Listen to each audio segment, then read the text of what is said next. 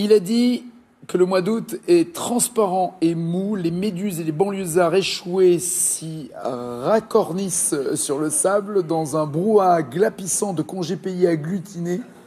Août pue la frite et les sels grasses. Août est vulgaire. Donc c'est nos ancêtres, autant Jean-Pierre qu'à moi, ascendants et nos descendants, qui vous accueillent, puisque vous avez tous les portraits de famille. Moi, ce qui me gêne, c'est que pour moi, la famille, c'est la famille. La voir sur les murs et la proposer à tout le monde, je trouve que, bon, voilà, je le ferai pas. Cette entrée super sombre, plus les photos de famille, plus les poupées. Plus les poupées, ça fait un peu château hanté, hein. Ouais. Cette image insolite, Thierry, en Australie. Un couple a découvert en se réveillant un trou béant dans son jardin. 8 mètres quand même le trou. Et un trou qui s'agrandit gentiment d'heure en heure. Pour les géologues venus enquêter sur place, il s'agirait d'une doline, un phénomène naturel d'érosion du sous-sol, probablement dû à une ancienne mine qui avait été comblée.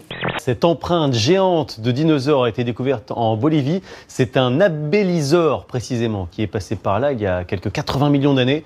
Un sympathique carnivore dont la pointure ici fait 1,20 m. Autrement dit, il devait mesurer autour de 12 mètres de haut.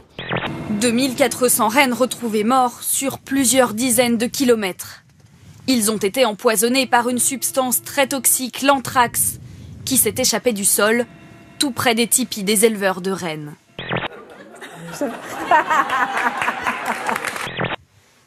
Nous sommes dans la péninsule de Yamal, tout près du cercle polaire. Ici, en principe, le sol ne dégèle jamais. Il renferme des germes, des souches de maladies, rendus inactifs par le froid depuis des siècles. Or, cet été, il fait ici plus de 35 degrés. La couche supérieure de la toundra est en train de fondre. Là, je fais 5 jours, je meurs. Mon cœur, je le pose et je le... C'est pas ce qui nous pousse à le faire, mais on picole, il faut l'avouer. On repousse les limites. On repousse nos propres limites, il faut l'avouer. Je reviendrai danser une chanson triste, un slow d'été. Je te tiendrai la main en rentrant au petit matin. Ce que j'ai pensé de toi, les nuits d'hiver où j'avais froid. Oui, on est plus dans un concept chambre d'hôte que Ah hôtelier. non, il faut pas me dire ça. Hein. Mais c'est justement la remarque qu'on s'est fait par la suite. Je ne vais jamais dans une chambre d'hôte parce que je déteste aller chez quelqu'un dans son intimité. Chambre d'hôte, c'est quand même aller dans l'intimité de quelqu'un. Et là, vous êtes complètement dans... On est complètement dans votre intimité. J'allais te dire. Non. Ah bah moi je me rappelle d'un truc, c'était un repas de famille dans un restaurant et derrière il y avait un prix avec des vaches. Ouais. Et j'avais parié avec un de mes frères que j'allais monter sur une vache. Il dit d'accord. Monter sur la vache. Sur la vache. Alors j'y vais, mais le problème, je passe par le fil. Mais c'était un fil électrique. Et j'ai pris une décharge avec coucougnette pendant... Alors là, je suis resté... C'est vrai? Je suis resté couché par terre pendant 20 minutes. Il est en plein entretien d'embauche. C'est une marque de voiture en Italie qui a eu cette idée-là, c'est-à-dire qu'au lieu de faire passer leur entretien dans un bureau, ils sont en pleine séance sur un circuit.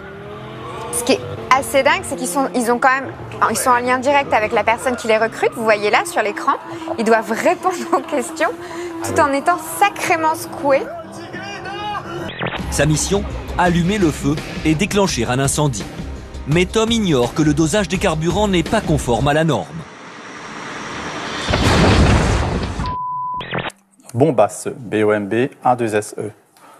Bombasse, oui. T'as vu la bombasse, là? Le matelas bombasse, là, t'as vu? Tu vois? Ouais. Mademoiselle. Mademoiselle, c'est de la bombe, là.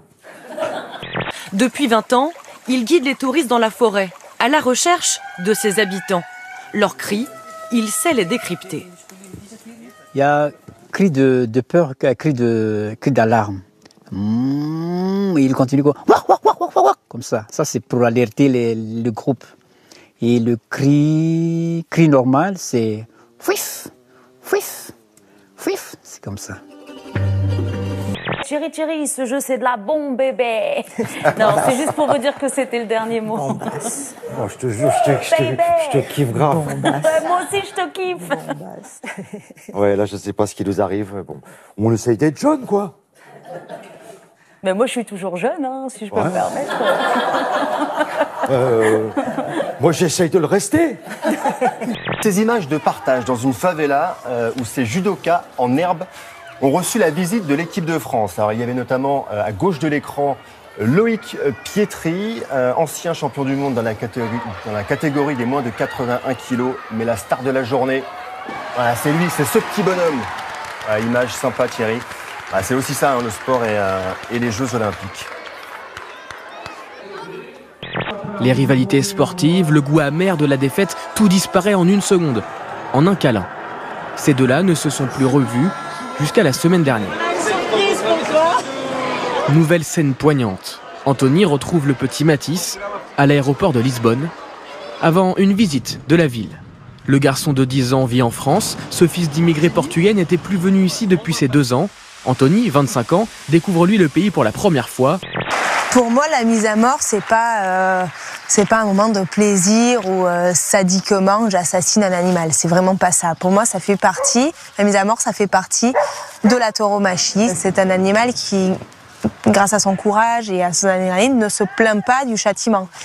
On n'entend pas un taureau mugir, on n'entend pas un taureau se plaindre ou faire un geste de douleur.